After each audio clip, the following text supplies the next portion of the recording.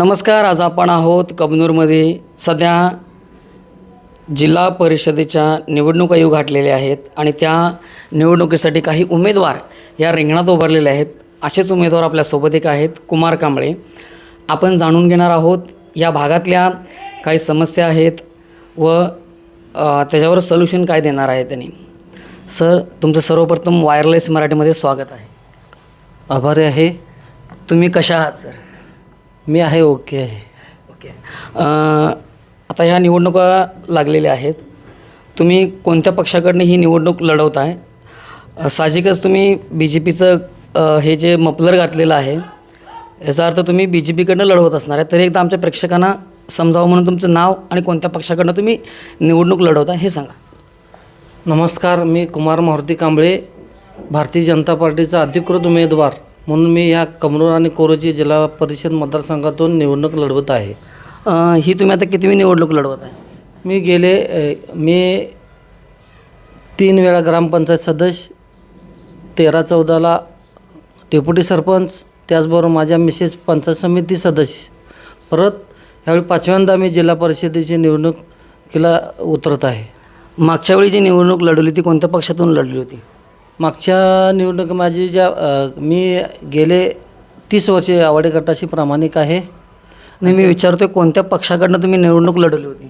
मी आवाडे गटांच्याकडून निवडणूक लढवलेली आहे आणि माझं चिन्ह पाव होतं. ह्याच्या अगोदर आघाडी म्हणून होती, ह्या ताराने पक्ष म्हणून मी 3 वेळा ग्रामपंचायत सदस्य, त्याचबरोबर पंचायत समितीसुद्धा ताराने आघाडी पक्षाकडून लढवलेली आहे. तुम्ही निवडून आलात 3 वेळा, त्यावेळी या भागातल्या अडचणी काय काय होत्या आणि त्याच्यावर तुम्ही काय सोल्युशन दिलं?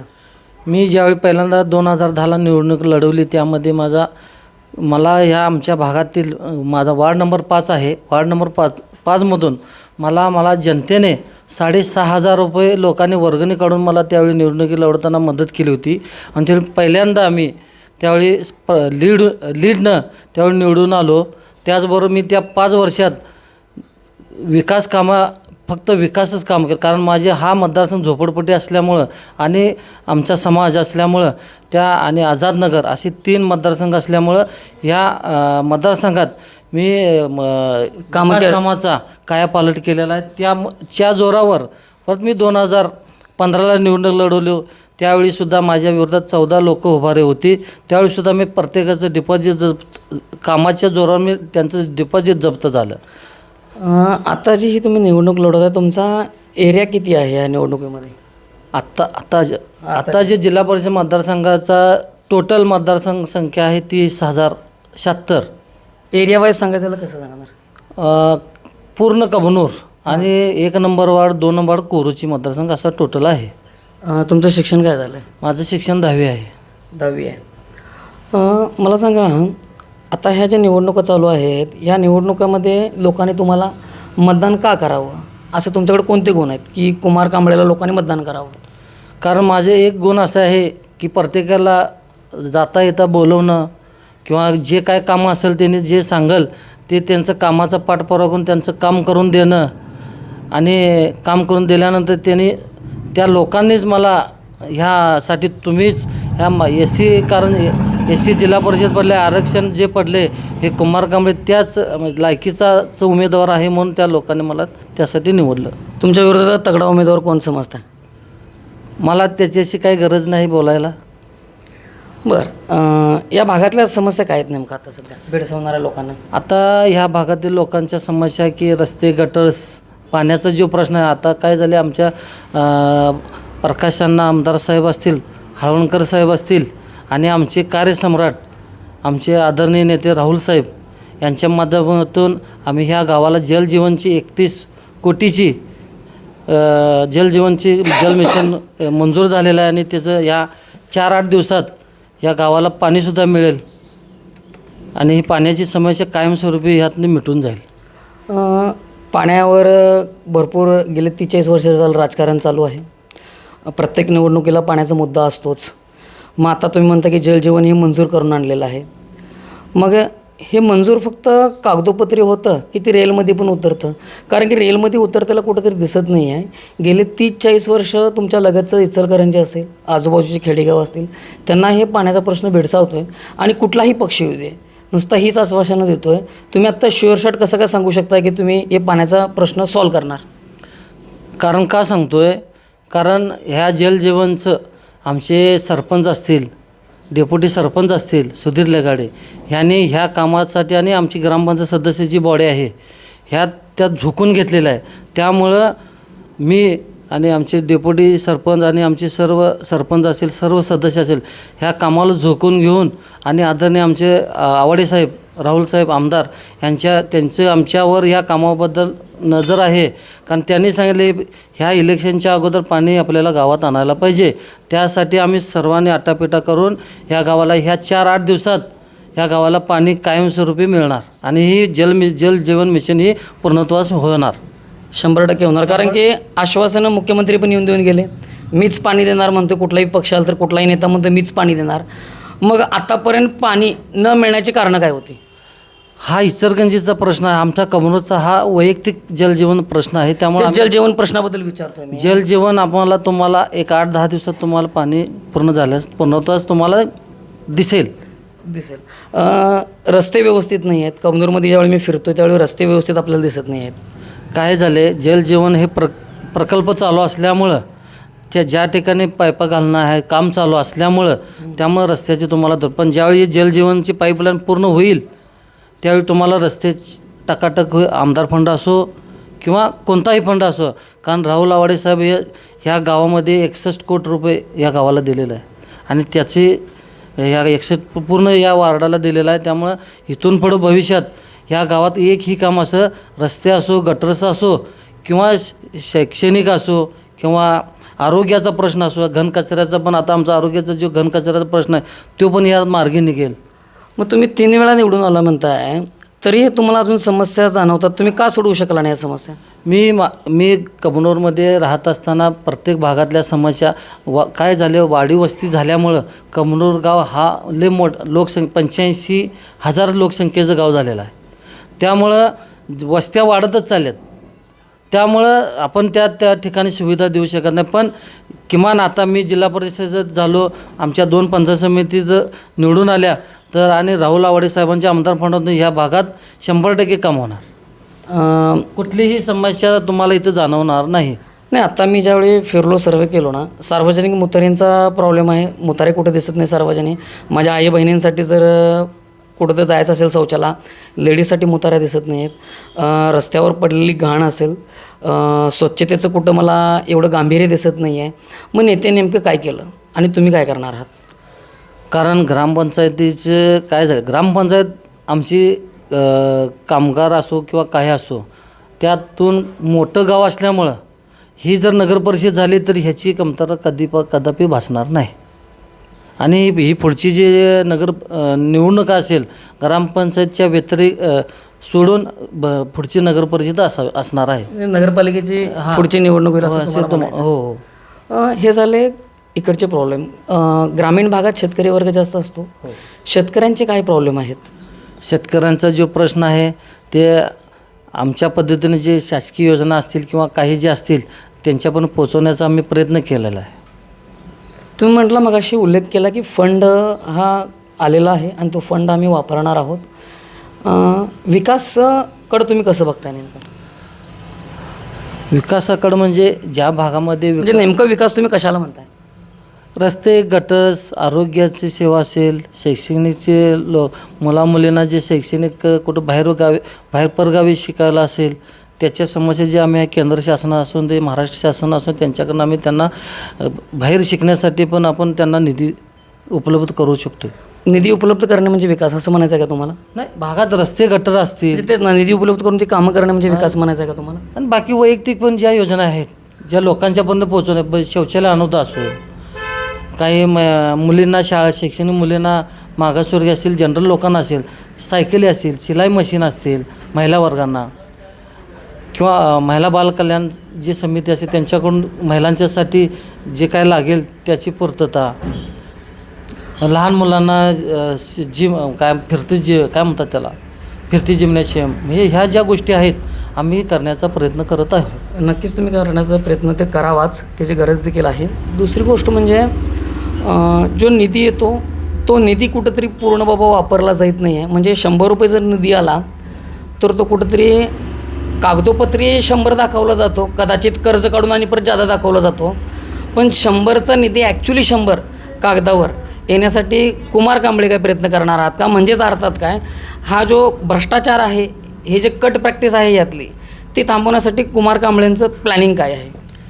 100% 100ला 100 या ठिकाणी खर्च होईल. कदापि यात काहीही यात गफलत होणार नाही. कारण जिथं काम आहे ते जे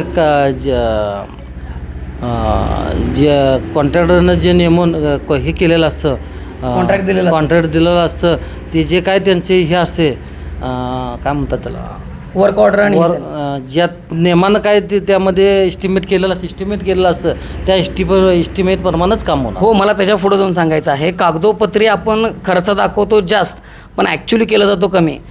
त्यात जो भ्रष्टाचार होणार आहे त्यासाठी का तुम्हाला ते एस्टिमेट जे असतं एस्टिमेटप्रमाणेच तुमचे काम होतील.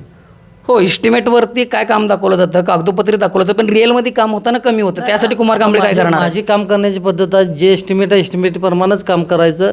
ज्याच्यावर भले तक्रार होऊन दे, तक्रार म्हणजे आपण एस्टिमेटप्रमाणे काम करतो, तिथं तक्रार होण्यासारखं आम्ही काम करण्यात आम्ही कॉन्ट्रॅक्टला सक्त ताकीद असते की जे आहे त्याप्रमाणे काम व्हायला पाहिजे. नक्कीच एस्टिमेटप्रमाणे काम केलं पाहिजे. जे तू म्हणता ते बरोबर आहे, हे व्हायलाच पाहिजे. नवीन पिढी या राजकारणात यायला पाहिजे का नको? बघा, नवीन पिढी तर यायलाच पाहिजे पुढं, पण शिक्षण घेऊन आणि ह्या राजकारणात यायला पाहिजे. महत्त्वाचं म्हणजे मला शिक्षण आहे. शिक्षण घेऊन शिक्षण घेतल्यानंतर ऑटोमॅटिक त्यांच्या लक्षात येतं काय करायला पाहिजे. त्यामुळं तिन्ही पण ह्या राजकारणामध्ये यायला पाहिजे. यंग पिढी असेल तरच राजकारण होऊ शकतं. मग कुमार कांबळे 3 वेळा निवडणूक लढवतात, तिथं तुमच्या कार्यकर्त्याला तुम्ही देऊ शकला असता, मोठं करू शकला असता, का केलं नाही तसं? नाही, कसं जिल्हा परिषदला कॅपेबल माणूस लागतो, त्यामुळं माझा विचार आमच्या नेत्या मंडळांनी केला. बरं, तुमचं शिक्षण 10वी झालेलं आहे, तुम्ही म्हणता शिकायला पाहिजे लोकांनी. तुम्हाला GR शासनाचे काही कायदे असतील, कानून असतील, हे तुम्हाला समजतात का? हो, समजतात ना. कारण आपल्याला काय झालं, शिक्षण जरी कमी असलं, फक्त अनुभव हा मोठा आहे. आमचा अनुभव मोठा आहे. त्यामुळं मी जास्त मुलं असतील त्यांना मी जास्त प्राधान्य काय मत पहिला शिक्षण हे घेतलं पाहिजे, शिक्षण चांगलं केलं पाहिजे या मताचा मी आहे. नक्कीच शिक्षण घेतलं पाहिजे.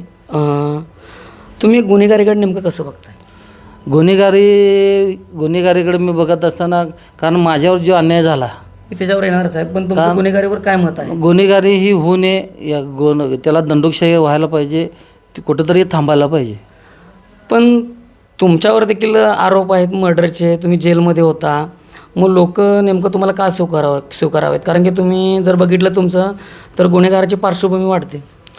काय झाले, 2021ला जो मी इलेक्शनला लढवले, मी निवडून आलो, त्या प्रकरणात काय जे घडामोडी घडल्या, त्यावेळी जे प्रकार घडला त्यावेळी मी पोलीस स्टेशनला, माझा सत्काराचा कार्यक्रम होता, त्यावेळी मी पोलीस स्टेशनमध्ये होतो.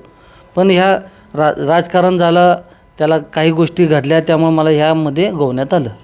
म्हणजे तुम्हाला गोवण्यात आलं आणि मला ह्यामध्ये मी 4.5 वर्ष जेल भोगलेलो आहे. आणि ह्यामुळं ह्या लोकांची मला विनाकारण ह्या माणसाला, काम करणाऱ्या माणसाला अडकवलं, म्हणून मला सहानुभूती मिळाली. ह्या लोकांनीच मला या जिल्हा परिषदला उभा करण्याचा प्रयत्न केला. म्हणजे तुम्हाला असं म्हणायचं आहे का तुमच्यावर खोटे आरोप टाकून भोवण्यात आलं? हो हो हो. मग खोटे आरोप टाकण्याची शासनाची धाडस होते, नेते मंडळी कुठेतरी कमी पडतात का मग या गोष्टी? नाही, ह्यावर मला काय विषयावर बोलायचं नाही. बरं, दुसरी गोष्ट अशी आहे की तुम्ही आता म्हटलात की विकास व्हायला पाहिजे, सगळ्या गोष्टी व्हायला पाहिजेत. एज्युकेशनचा स्तर तुम्ही कसं वाढवणार आहात ग्रामपंचायतीमधला?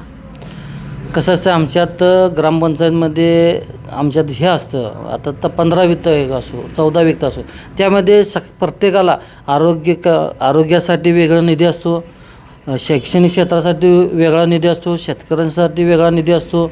पण आता मी जिल्हा परिषदेला चाललो, त्यासुद्धा ह्यामध्ये त्याच अटी शर्ती असतात. त्याचा मी शिक्षणात जास्तीत जास्त महत्त्व देण्याचा मी प्रयत्न करणार. जास्तीत जास्त महत्त्व देण्याचा शिक्षणाला प्रयत्न करणार. आणि आणि गावचा विकास कसा होईल, ज्या समस्या असतील या गावाच्या त्या समस्या सोडवण्याचा मी प्रयत्न करेन. तुम्ही आरोग्याकडे नेमकं कसं बघता आणि आरोग्याच्या ज्या समस्या आहेत त्या कसं सोडवणार आहात? आरोग्याचा प्रश्न म्हणजे आता आम्ही काय केले, आता आमच्या इथं केंद्र आहे, आरोग्य केंद्र, त्याला उपकेंद्र करण्याचा आम्ही प्रयत्न करतो आणि लोकांना मोफत तिथं एक डॉक्टर आणि 2 सिस्टर असे आणि त्याचं देण्याचं आम्ही उपकेंद्र इथं मंजूर करण्याचा आम्ही आमदार आवडे साहेबांच्या माध्यमातून करण्याचा प्रयत्न करत आहोत आरोग्यासाठी. शेवटचं मला असं विचारायचं तुम्हाला, भ्रष्टाचारमुक्त ग्रामपंचायत किंवा भ्रष्टाचारमुक्त जिल्हा परिषद कुमार कांबळे करणार का, आणि त्याचं आश्वासन किंवा लोकांना तुम्ही कसा विश्वास देऊ शकाल त्याच्याबद्दल? भ्रष्टाचार म्हणजे नेमकं काय मला सांगा. भ्रष्टाचार म्हणजे काय? 100 रुपयाचं काम मंजूर झालेलं आहे, ते काम 10 रुपयाचं करणं, वरचा जो 90 रुपयाचा जो गॅप असतो तो गॅप ही कटिंग. तुमची चुकीची समजूत आहे. असं काही प्रकार घडत नाहीत.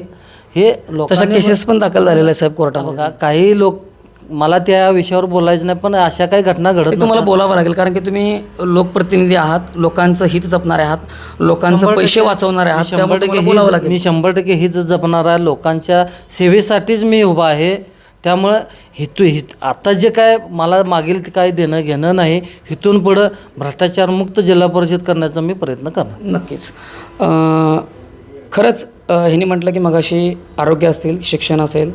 शिक्षण हे वाघिणीचं दूध आहे.